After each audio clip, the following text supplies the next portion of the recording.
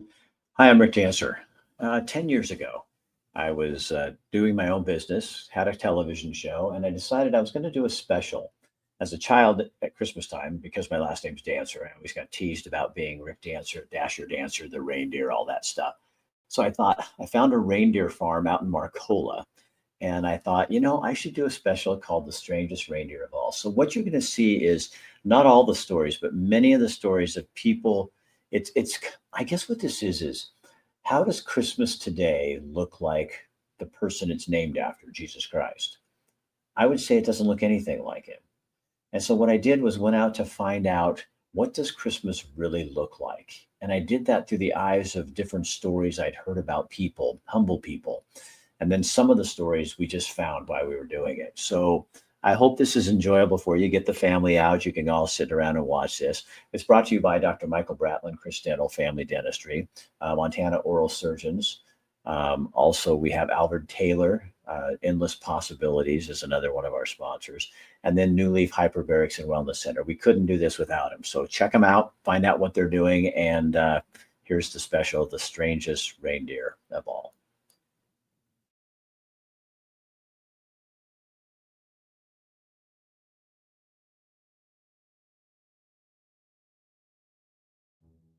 Reindeer are unusual, a little strange actually, odd looking, out of proportion. They don't fit in. Do you ever feel like that around the holiday season? Me too.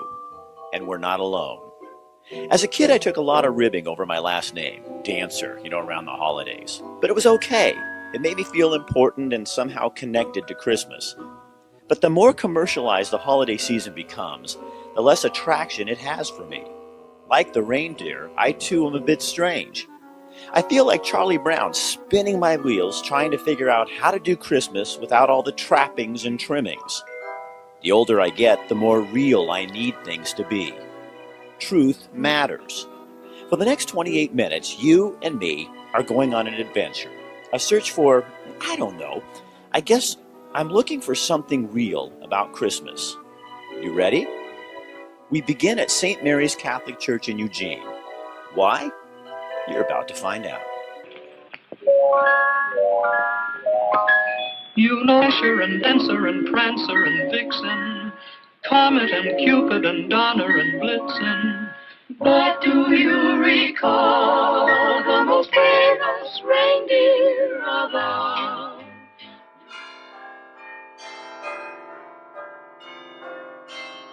We talked with singer-songwriter Tita Louisa Freitag about our search for a real Christmas. She surprised us and wrote a song about it. Santa's reindeer on the rooftop, shopping malls filled with sparkling toys, cyber specials Monday through Friday, promising such Yuletide joy. If I stop and catch my breath, will things become more clear? Will my heart remember to listen? Feel grateful for what's been given. This season is a chance to open up my life. I saw you on the news. You needed a coat, a gift, a place to live. Hard times have come upon you. What can I do? Ask myself, what will I do? Whether you see Christ as a historical figure, or someone you follow, or a savior, his life and the celebration that bear his name have very little in common. Christmas is more about buying and selling and getting, and the stress than it is the things Christ represented, which were serving and giving and challenging the status quo and taking care of the poor. Christmas celebrations tend to focus on marketing, money, excess, and overdoing it. Christ was drawn not to the powerful and the mighty, but to folks who were often ignored. We heard a story about a man and his unusually large heart. His name is Billy.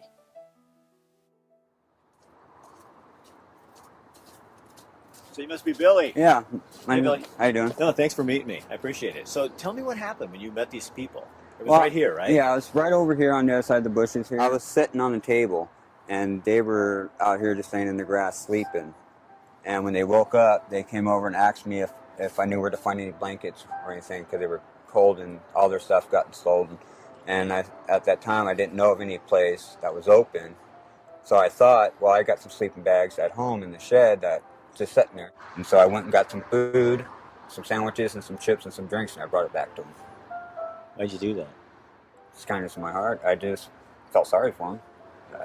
I don't have a lot myself, but what I do have, I don't mind giving it if I haven't. Now, why? That's not real normal in our culture, Billy. Right. Well, it's just the right thing to do. It's not about me. I got a nice warm house to go home to, and they don't, so I didn't need it. I gave it to them. But it didn't stop there. So then you got this idea with the church that you work for. Yeah. I got together with my church, Alignment Christian Center, and talked to Bill Randall, and through November to December, we did a drive. We collected 45 sleeping bags, and we took it downtown to First Christian Center, and we donated it to them, and just in the nick of time, too. 45 sleeping bags. Yeah. Sleeping bags aren't cheap. No. So how do more people get to be like what you're like? It seems like we all want to collect and gather more and more and more. And here you're a guy, and you say you're of simple means, so you don't have a ton of stuff in your life, and you just don't care? No, I don't care. I mean, if I have it and I'm not using it at the time, they could use it. Why not? Just give it to them. So where does that come from? Probably just uprising. I mean, I was brought up in the family that had, that didn't have a lot. And so I guess if you don't have a lot, you don't mind sharing it because you're used not to having a lot. Would you describe your life as tough? Yeah, my life's been tough. My whole family's life has been tough, but, we share. It's just the way we are. It's the way we were brought up. So what's tough? Explain what tough is to me, could you? Live check to paycheck, don't always have food in the house, going to food boxes, getting food out, from the food places and stuff like that. And that's how you live? Right. That's normal for you? That's normal. It kind of blows me away a little bit, if I'm honest with you, because I think, how do you do that? I think that's amazing. That's why we're talking to you. Right. You inspire me. Thank you. I'm looking for what Christmas really is supposed to look like, and I think it's supposed to look like you. If you're not going to use it, why let it sit and not be used? That's kind of what the original Christmas was all about, wasn't it? Yes. Hope. Mm-hmm. And giving. It's not about receiving, it's about giving. And you really believe that? Yes. And you live it? Mm-hmm. Sure do. I like you, Billy. I like you too. Yeah, I like your spirit.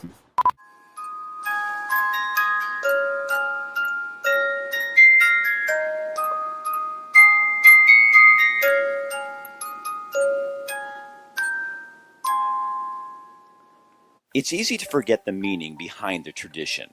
Our culture craves marketing any celebration that it can. We sat down with a new friend of mine, Rabbi Yitzhak Husbands Hankins, to talk about the importance of the meaning behind our festivals. There's a challenge for us all. There's a deep spiritual essence to the festivals. They really weren't about the marketplace and what we'll buy, what we'll consume. The lessons, the essence of, I can speak from the Jewish tradition, and I trust wholeheartedly that the Christian tradition has a parallel spiritual essence that is somehow getting covered by the materialism of our society today. For Jewish tradition, Hanukkah is about light in the darkness. It's about believing in a dimension of reality that's beyond material. It is about spirit. To indulge in what I would have to say from a personal perspective might be senseless consumption of stuff that has nothing to do with the meaning of Hanukkah would be a missed opportunity to really elevate the moment, to not diminish one another in this world, but to truly seek to see the best, the godly aspect in each person. And I would like to say that I think that that's what the Hanukkah light is, to help us seek and to look for and hopefully to see. And I hope that in the Christian faith, that's what we're looking for, not another sale and another, another Christmas present for so and so. And I hope that's what we're doing. I'm sure that you are. It's a real pleasure to spend some Rabbi, time thank with you so much for sharing it's a this with delight us. to spend time with you. Yeah. Truly. Christmas is supposed to be radical. Christmas should be disturbing. Christmas is passionate, and passion isn't found on a Christmas list or at the mall. It's found in pain and in life, in good days and bad days. It's found in a willingness to start over.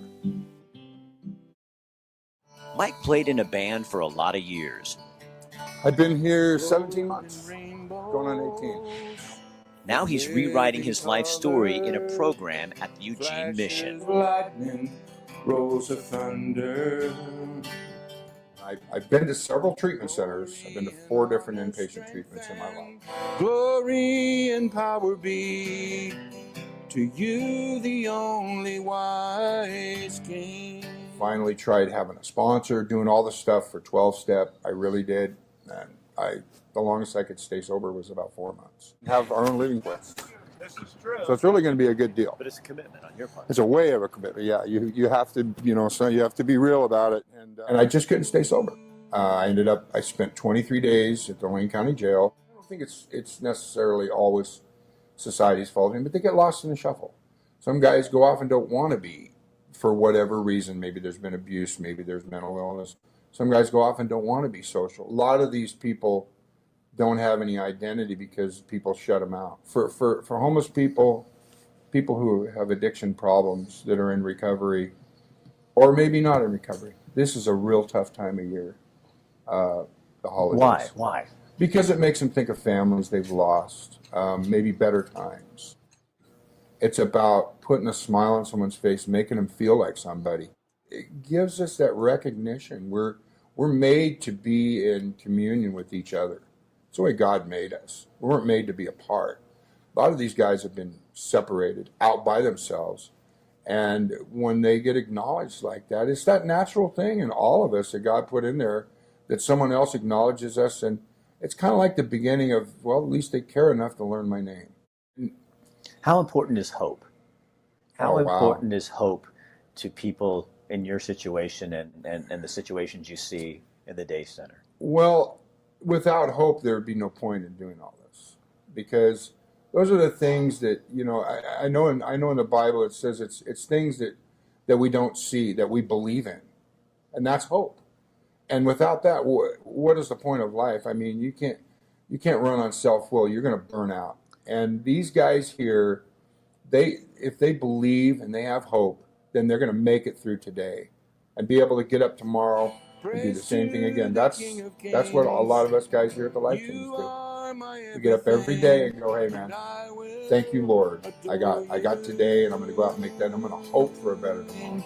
And I will adore you.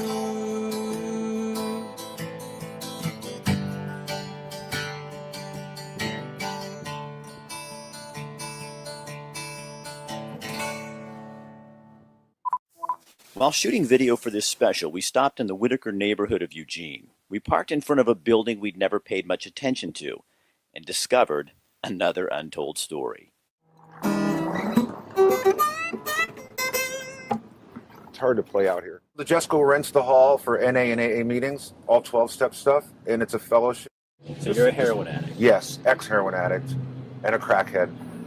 And how long you been off? I'll tell you, 5 years and 8 months. So 5 years and 9 months. what is Christmas to you? Well, I'll tell you what, Rick. I hated the holidays until I got clean. Christmas was sad for me because I didn't want to be alone. And since I've been clean, and I'm not bullshitting it, I've had great Christmas means to me being with all these folks. And it's good stuff. So why do you get teary when you talk about that? I don't know why. Just because it's a happy thing for me. Because I was looking for stuff like that. People have become friends here. And you're all getting clean. Yes. Do you think people would be amazed what goes on in this building? Would Here they? in the heart of the Wit is this little place that just is. I think they would. Sometimes I'm amazed. I'm really so thankful to be here. So isn't that what Christmas is really about? Yeah, you're making me cry.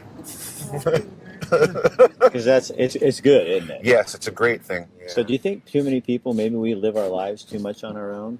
Yes. Maybe Together. it's okay to depend on other people? Totally. Yeah, that's this whole secret. Don't be in isolation. You know? That's what you didn't understand, huh? That's what we do in our I understood it, but I didn't know how to do it. That's the difference. And now you do. And now I do. Okay. Just be honest. Merry It Christmas. was great to meet you. Yeah, it's Merry Christmas. For All right. talk to you. Yeah, No, I really it was appreciate fun. it. Christmas is supposed to be hope for the hopeless, not just another sale. It's about a second chance, or a third, or a fourth. Christmas is about changing the way you think of the world around you.